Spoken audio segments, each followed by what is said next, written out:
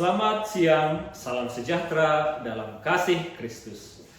Perkenalkan, saya Musa Pata Malape, Guru Pendidikan Agama Katolik di SMA YPS Sorowako, Kabupaten Luwu Timur, Sulawesi Selatan. Saat ini, saya adalah mahasiswa PPG dalam jabatan Batch 3 tahun 2025 di LPTK Santo Yakobus Merauke dengan nomor peserta PPG 403 101 581 84002. Video ini merupakan rangkaian dari uji kinerja untuk memenuhi persyaratan kelulusan PPG dengan nomor pendaftaran ujian 202 547 8657. Praktik pembelajaran ini dilaksanakan pada tanggal 8 Oktober 2025 di SMA YPS Sorowako. Materi yang akan saya sajikan adalah pendidikan agama Katolik untuk kelas 11 dengan materi peran hierarki dalam gereja Katolik. Adapun model pembelajaran yang saya terapkan adalah discovery learning. Mohon bimbingan dan penilaian dari Bapak Ibu dosen penguji sekalian. Selamat menyaksikan, Tuhan memberkati. Silakan masuk. Selamat pagi, selamat siang, selamat siang, selamat siang, selamat siang, selamat sore, selamat siang, selamat sore. Silakan masuk. Ambil tempat duduk masing-masing. Siang semuanya, selamat datang di pembelajaran agama Katolik pada sore hari ini. Siang. Oke, baik. Hari ini kita bertemu kembali untuk melanjutkan materi-materi kita. Tapi sebelum kita memulai materi kita pada siang hari ini, kita berdoa terlebih dahulu. Siapa yang pimpin doa? Nadine ya. Dalam nama Bapa dan Putra dan Roh Kudus. Amin.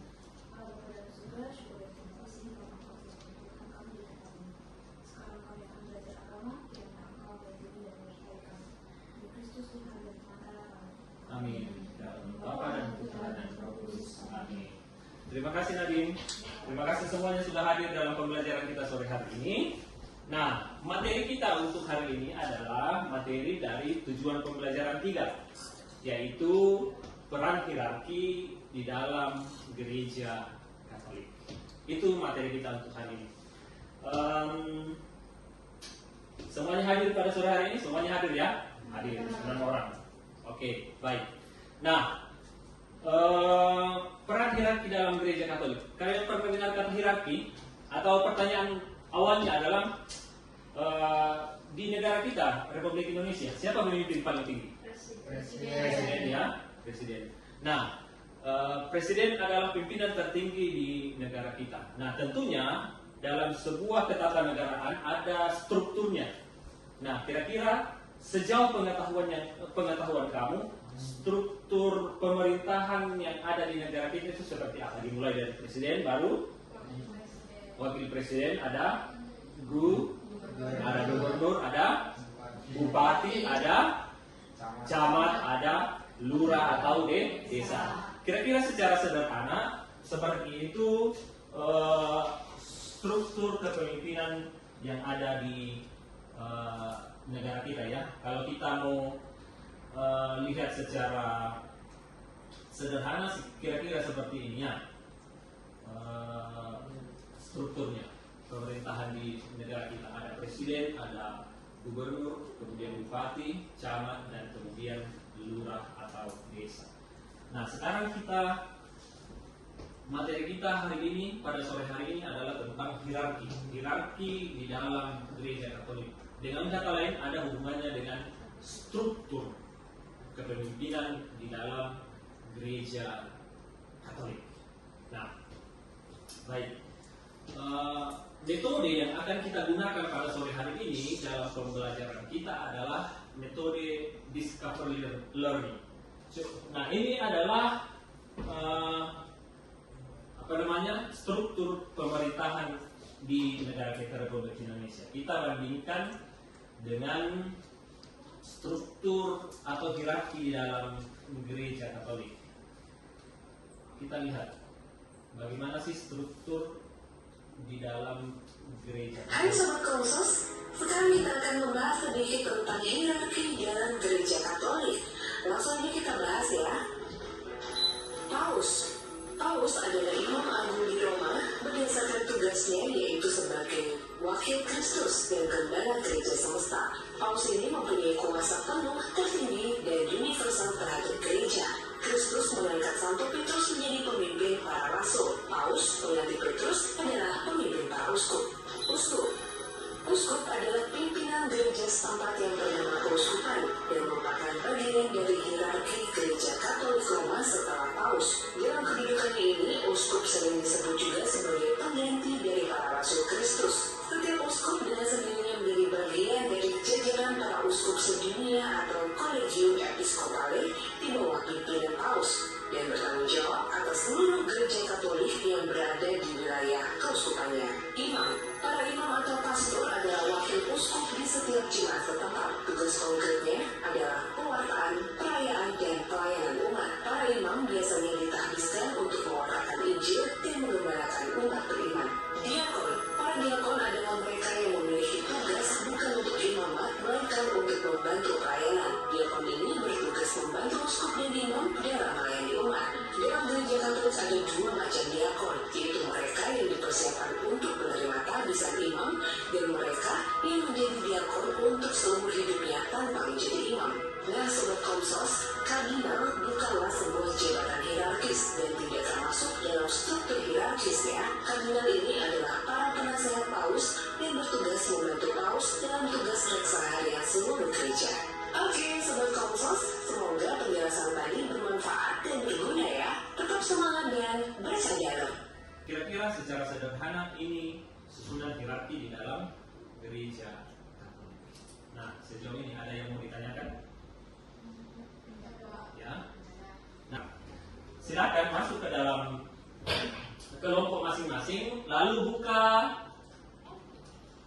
Google Classroom-nya. Silakan membuka Google Classroom-nya.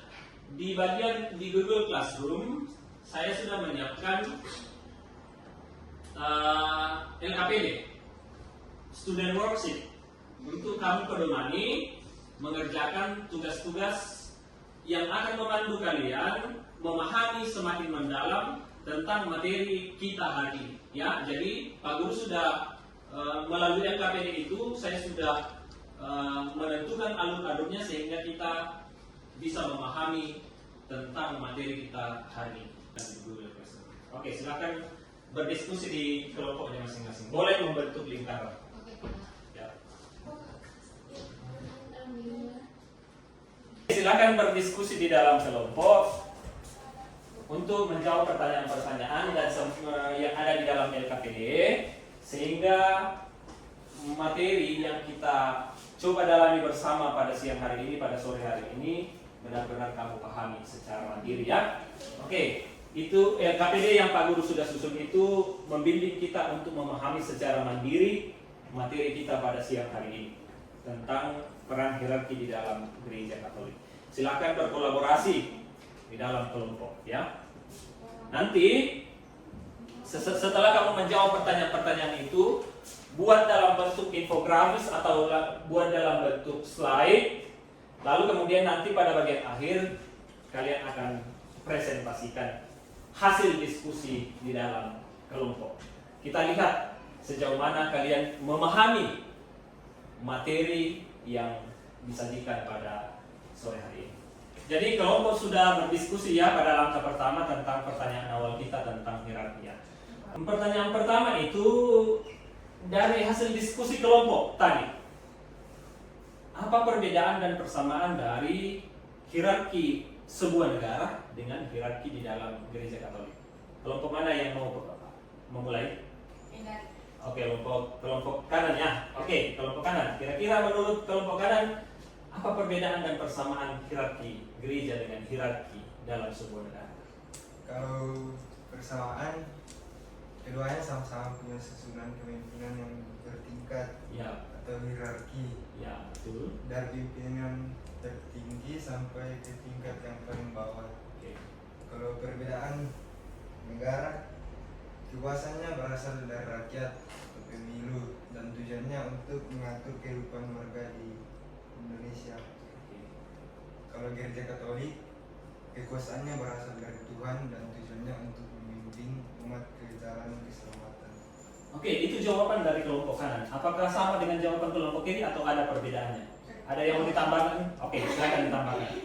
Jadi kalau persamaan dari kelompok kami itu keduanya itu memiliki struktur kepemimpinan yang teratur, Oke. di mana dia itu memiliki pemimpin tertinggi yaitu presiden di negara dan juga ada paus di dalam gereja Katolik. Oke. Serta juga ada pejabat-pejabat dan Oke. pemimpin-pemimpin yang mempunyai tingkat yang lebih rendah yang menjalankan tugas masing-masing. Oke. Itu persamaannya, perbedaannya sama.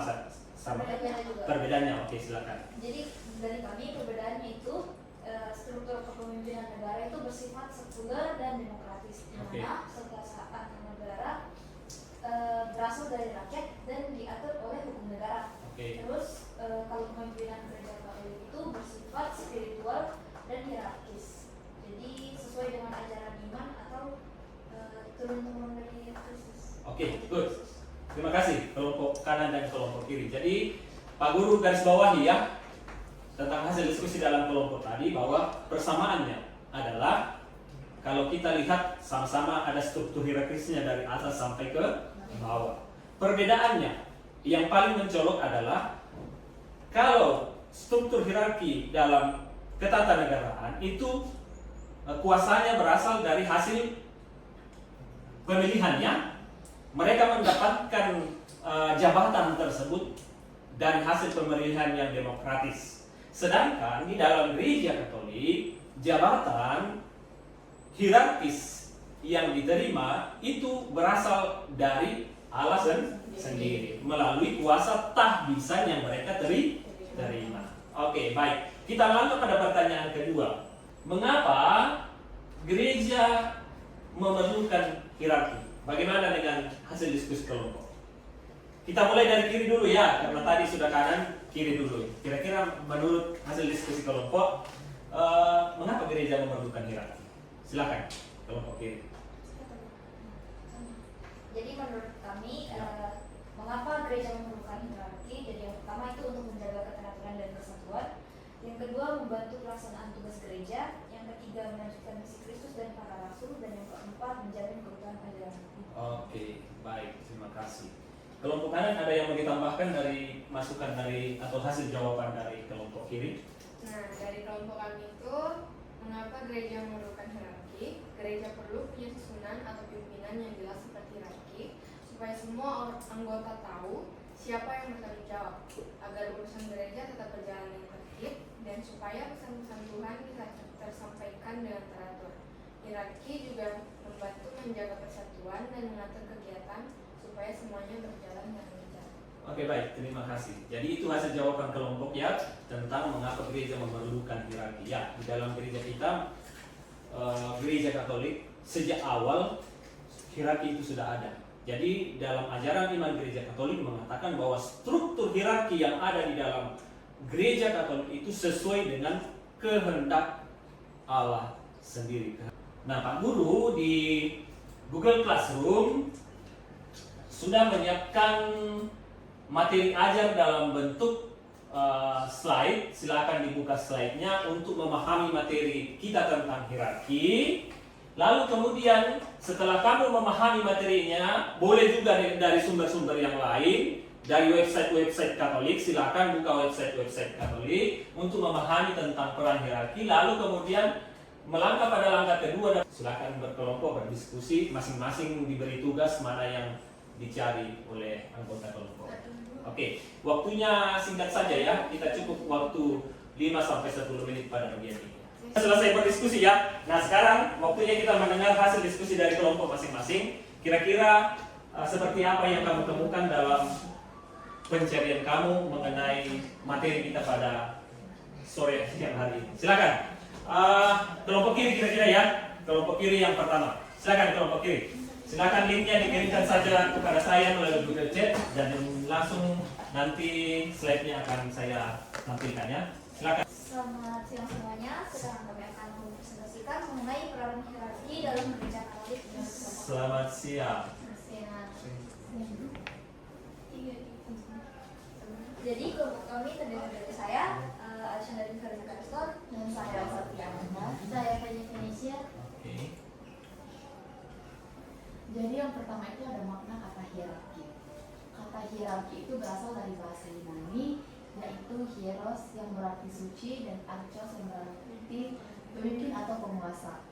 Jadi hierarki itu berarti tatanan kepemimpinan suci di dalam gereja. Oke. Selanjutnya dasar biblis hierarki. Berdasarkan Matius 28 ayat 19-20, Yesus memberi perintah kepada para rasul untuk pergi dan menjadikan semua bangsa murid hukum, serta mengajar mereka melakukan segala sesuatu yang telah diperintahkan kepadamu. Ayat ini menjadi dasar bahwa Yesus memberi otoritas kepada para rasul dan penerusnya seperti imam, uskup, imam, diakon untuk memimpin dan mengajar umat. Tetapi tidak dapat mengubah roti dan anggur menjadi tubuh dan darah Kristus. Oke, jadi dengan kata lain tingkatan diakon ini tidak dapat memimpin perayaan Ekaristi ya? Iya. Oke, good. Dan berikutnya ada catatan tentang kardinal. Kardinal bukan termasuk tingkatan sakramental dalam hierarki, melainkan jabatan kehormatan dan pelayanan khusus yang diberikan paus. Tugas utamanya adalah menasihati paus dan memilih paus baru dalam kontak. Fungsi khusus hierarki itu terbagi jadi dua, ada tugas gerejani dan ada juga tugas kepemimpinan. Tugas gereja dalam hierarki adalah untuk memelihara iman, memberi sakramen dan membimbing umat dalam ajaran agama. Tugas kepemimpinan dalam hierarki adalah untuk mengatur dan mengelola sumber daya gereja, membuat keputusan strategis dan memastikan kelancaran operasional gereja. Oke. Yang terakhir itu adalah kesimpulan. Hierarki gereja Katolik merupakan tatanan kepemimpinan rohani yang berasal dari Kristus sendiri. Diteruskan melalui para rasul dan dijalankan oleh uskup, imam, serta diakon demi menjaga kesatuan dan kelangsungan misi gereja di dunia. Baik, sekian presentasi dari kami. Terima kasih. Terima kasih kelompok kiri. Oke, itu tadi hasil diskusi dari kelompok kiri ya, luar biasa. Terima kasih sudah berpartisipasi dengan aktif. Sekarang kita ke kelompok kanan. Kita lihat hasil dari kelompok kanan. Silakan kirimkan linknya ke Google Chat dan saya akan tampilkan di Google Chat karena hasil kampanye ya, diskusi kelompoknya. Oke. Nah, ini dia hasil diskusi dari kelompok. Silakan kelompok kanan. Selamat siang pemuda teman-teman. Selamat siang. Kami dari kelompok kanan akan mempresentasikan tentang peran hierarki dalam gereja Katolik. Makna kata hierarki. Kata hierarki berasal dari bahasa Yunani hierarchi yang terdiri dari dua kata, yakni jabatan archos dan suci hieros. Dasar biblis hierarki berdasarkan kitab suci Matius 28. Tugas para rasul adalah mengatakan Injil untuk selama-lamanya. Makna itu dalam himpunan yang tersusun secara hierarkis, yaitu para rasul telah berusaha mengangkat para pengganti mereka yakni Ambil keputusan buat kebaikan dan persatuan gereja. Mereka juga pastikan semua aturan dalam hukum gereja dipatuhi supaya semuanya berjalan dengan rapi dan damai. Cara kepemimpinan Paus disebut Servorum Dei. Dei, artinya hamba dari hamba-hamba Allah. Ini menunjukkan kalau pemimpin gereja itu harus rendah hati dan siap melayani, sama seperti ajaran Yesus. Berbeda dengan pemimpin biasa di dunia yang sering fokus ke kekuasaan, pemimpin gereja justru lebih mengutamakan melayani umat supaya semua merasa diperhatikan dan hidup bersama dengan negara. Nah, sekian dari kelompok kami. Terima kasih. Oke, terima kasih kelompok kanan. Kita beri tepuk tangan, luar biasa hasil diskusi kelompoknya. Terima kasih. Nah, ada beberapa hal yang ingin saya luruskan mengenai hasil diskusi dari kelompok kita ya. Bahwa secara garis besar susunan hierarki itu di dalam gereja Katolik seperti ini. Di paling atas ada Dewan Para Uskup dengan Paus sebagai kepalanya, baru kemudian ada Paus, ada Uskup, kemudian ada Imam dan Diakon. Siapa-siapa mereka ini sudah kamu jawab dalam diskusi kelompok kamu tadi ya. Lalu kemudian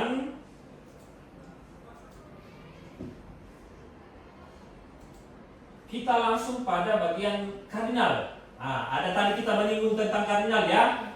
Nah, kardinal itu tidak masuk dalam jabatan hierarki. Jadi dia tidak termasuk dalam jabatan hierarki. Lalu pertanyaan, siapa itu kardinal? Nah, kardinal ini kalau kamu ingat kemarin pada saat pemilihan, pada saat Paus Fransiskus meninggal, lalu kemudian digantikan oleh Paus Leo ke berapa? Leo ke-14. Siapa yang paling berperan di situ? Para kardinal. Nah, para kardinal ini tidak termasuk dalam jabatan hierarki, tetapi mereka ini adalah pembantu khusus bagi Paus, dan mereka lah yang kemudian nanti ketika pemilihan Paus yang punya hak suara untuk memilih Paus baru. Lalu corak kepemimpinan di dalam gereja Katolik itu ada 4 corak kepemimpinan dalam gereja Katolik. Kepemimpinan dalam gereja Katolik itu yang pertama adalah sebuah panggilan khusus, di mana campur tangan Tuhan itu merupakan unsur yang dominan. Lalu yang kedua, kepemimpinan dalam gereja itu bersifat mengabdi dan melayani dalam arti semurni-murninya. Jadi seseorang yang ingin menjadi pemimpin di dalam gereja Katolik itu datang bukan untuk dilayani, tetapi untuk melayani. Nah, nah sekarang tugas kita adalah kita melangkah pada langkah keempat dalam LKPD kita adalah pada bagian refleksi. Silakan tuliskan refleksi singkat kamu mengenai pembelajaran kita, mengenai proses pembelajaran kita dan hasil pembelajaran kita hari ini. Silakan masuk ke dalam LKPD-nya kembali dan tuliskan kesimpulan umum serta rasa syukur kamu sebagai bagian dari refleksi ini. Ya, kita sudah menuliskan hasil refleksi kita masing-masing ya. Sekarang waktunya, mungkin ada salah satu dari antara kita yang mau membacakan hasil refleksinya. Terima kasih Nadine. Silakan Nadine. Jadi kesimpulan umumnya menurut saya, jadi hierarki itu merupakan tatanan kepemimpinan rohani yang berasal dari Kristus untuk menjaga kesatuan, ajaran dan pelayanan gereja di seluruh dunia.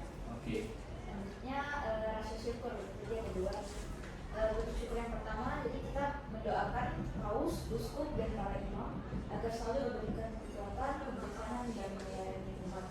Terus yang kedua, kita mengikuti bimbingan dan ajaran pelayanan di gereja dengan penuh hormat serta aktif berpartisipasi dalam kegiatan gereja.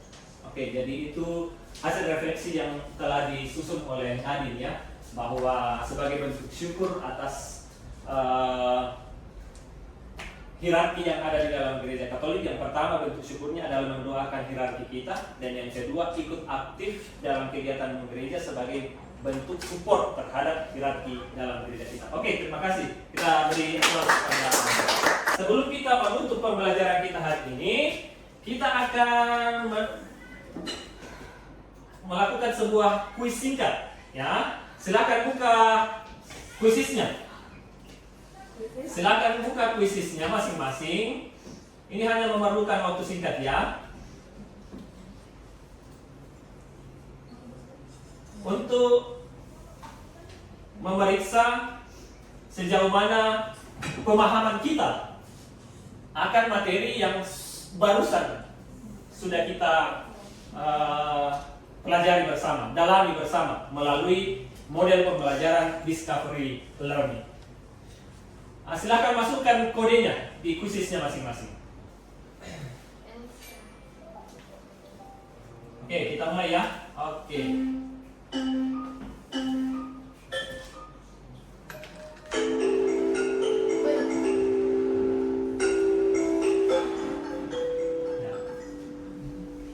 Soalnya Pak.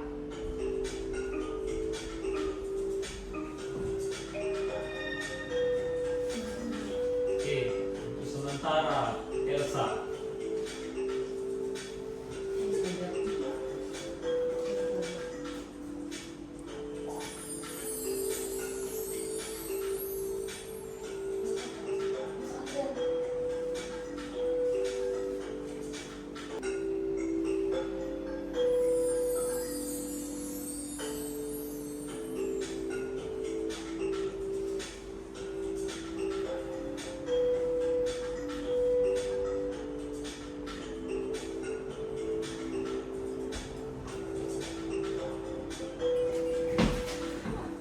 Sama saat ini Kak.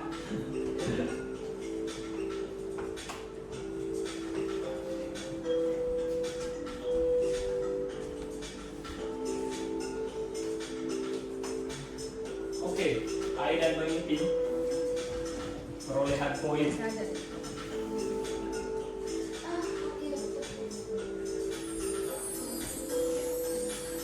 Nadine, Mabet, oke, nggak apa-apa.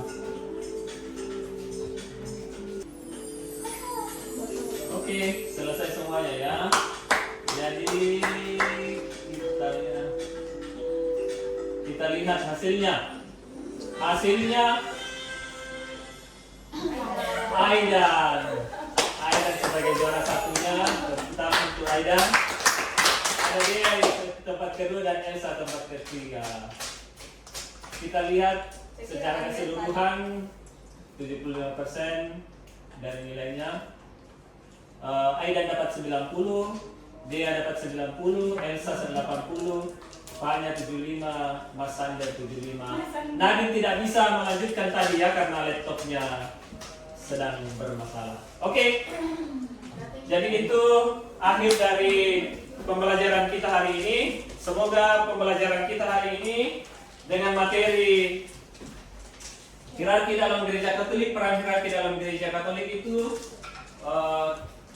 semakin membawa pemahaman yang mendalam bagi kita, sehingga di dalam kehidupan gereja kita sehari-hari di tempat kita masing-masing, di paroki, di stasi kita masing-masing, kita sebagai anggota gereja mampu berpartisipasi semakin aktif dalam kehidupan gereja sebagai bentuk dukungan kita kepada hierarki pastor paroki yang ada dan ditugaskan di tempat kita masing-masing. Oke, terima kasih untuk kehadirannya dalam pembelajaran kita hari ini. Terima kasih untuk keaktifannya sehingga pembelajaran kita hari ini boleh berjalan dengan baik. Kita atau ada pertanyaan? Ada yang mau menanyakan sesuatu tentang materi kita hari ini? Sudah cukup jelas? Jelas ya. Oke. Baik, kita tutup pembelajaran kita hari ini dengan doa. Aidan, silakan Aidan, pimpin doa penutup, doa spontan. Tentang mari kita berdoa. Dalam nama Bapa dan Putra dan Roh Kudus. Allah Bapa yang Maha Baik, terima kasih atas bimbingan-Mu selama kami belajar. Semoga apa yang diajarkan tadi membuat kami menjadi lebih dekat dengan Engkau, dengan Kristus Tuhan dan pengantara kami. Amin. Dalam nama Bapa dan Putra dan Roh Kudus. Amin. Selamat sore semuanya, sampai jumpa pada pertemuan kita berikutnya. Minggu depan kita akan masuk ke dalam materi kita selanjutnya dalam tujuan pembelajaran 3, yaitu hari ini kita belajar peran hierarki, minggu depan kita belajar peran kaum awam. Siapa itu kaum awam ya? Kita ini. Oke, jadi peran kaum awam dalam gereja Katolik. Sampai ketemu minggu depan. Selamat sore.